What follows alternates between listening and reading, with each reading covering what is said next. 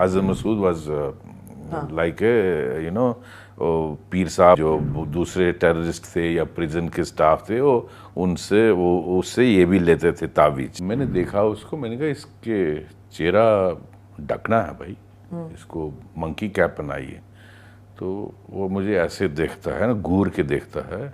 उसके चेहरे पे एक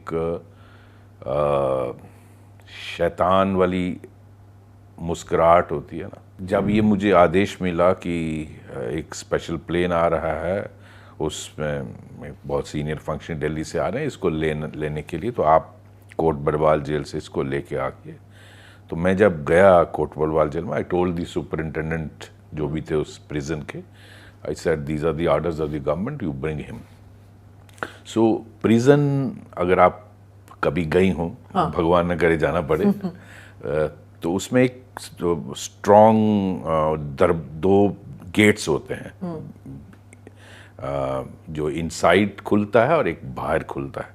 उन दोनों जो स्ट्रॉन्ग दरवाजे होते हैं, हाई सिक्योरिटी, उनके बीच में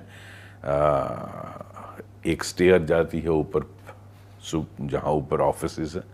तो I was waiting in the room of superintendent till when he was brought. उसको लाया गया अंदर जेल से, और उसका बड़ा उधर वो था, सलाउद्दीन वॉज लाइक ए दादा। वो पीर साहब वो लोगों को तावीज भी देता था। अजहर मसूद और सलाउद्दीन, सॉरी अजहर मसूद, अभी Azhar Masood was like a पीर साहब वो लोगों को वो भी देता था। और बहुत सारे जो दूसरे टेररिस्ट थे या प्रिजन के स्टाफ थे वो उससे ये भी लेते थे तावीज। तो Azhar he was a cleric, तो ही वॉज ब्रॉट। तो जब मैं नीचे आया, वो मुझे बताया गया कि उसको लाया है। तो आप व्हेन आई केम डाउन, तो उसका चेहरा खुला था, ढका हुआ नहीं था, और उसने तस्वीर ली हुई थी, और हाथ भी बांधे नहीं थे। और तो मैंने देखा उसको, मैंने कहा इसके चेहरा ढकना है भाई, इसको मंकी कैप पहनाई है। तो वो मुझे ऐसे देखता है ना, घूर के देखता है। और मैंने जो पुलिस लैंग्वेज होती है, गाली देकर उस जो 2-3 PSOs थे मेरे साथ, इसको करिए। मुझे वो बोलता है कि मैं तस्बीह चला रहा हूँ। तो मैंने कहा, जो अंधा होता है वो खुदा को याद नहीं करता है क्या? इसका मंकी कैप उसको फोर्सिबली पहनाई गई, उसके हाथ पीछे बांधे गए, और जो जिप्सी जिसमें उसको लेके जाना था, तो जो बाहर का गेट था उसको खोल के उसको अंदर लाया गया, और इसको ज़बरदस्ती पकड़ के गाड़ी जिप्सी की बैक साइड में बैठाया, और चारों तरफ उसके 4 PSO गन के साथ, AKs के साथ बैठाया। मंकी कैप इसलिए डाला गया ताकि उसको देखा ना जाए, media use, because there was lot of media outside. जो कोट बड़वाल जेल का आउटर गेट था, उधर बहुत सारा मीडिया था, और प्रॉबेबली खबर लीक हो गई थी कि ये 3 लोग रिलीज होंगे, और मीडिया को पता चल गया था कि वहाँ से लेना। बट मुझे इंस्ट्रक्शन थी कि इसका चेहरा बाहर नहीं आना चाहिए, इसका पता नहीं लगना चाहिए। Only Masood Azhar was in this jail. Masood Azhar was here. तो मसूद अजहर को बैठाया गया, और बाहर जब मैं निकला, so many media personnel with their vehicles. He didn't have any questions to you? No. कि कौन रिलीज कर रहा है, क्यों No, रिलीज, no. कुछ नहीं। बट उसके चेहरे पे एक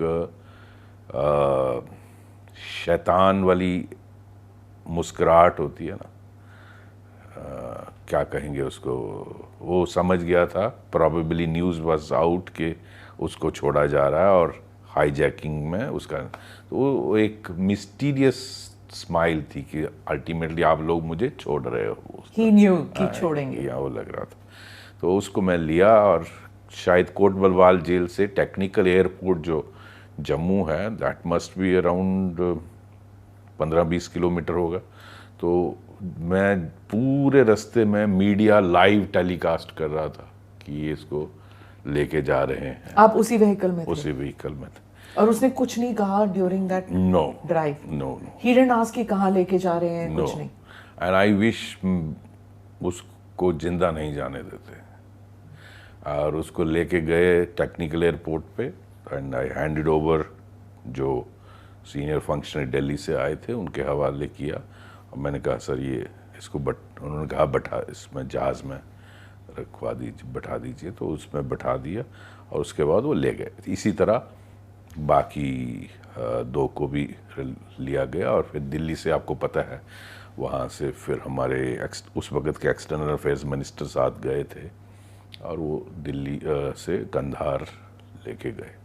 तो ये ऐसा एक मोमेंट था जो बहुत एम्बैरेसिंग था हमारे देश के लिए। और आई विश ऐसा नहीं हुआ होता, क्योंकि जहाज़ एक बार अमृतसर से बाहर चला गया, that was I think very, जब तक आपकी लिमिट्स, आपकी कंट्री की जो बाउंड्री है उसके अंदर रहता, फिर तो आप कभी भी उस पर एक्शन कर सकते थे, किसी तरह से भी कर सकते थे।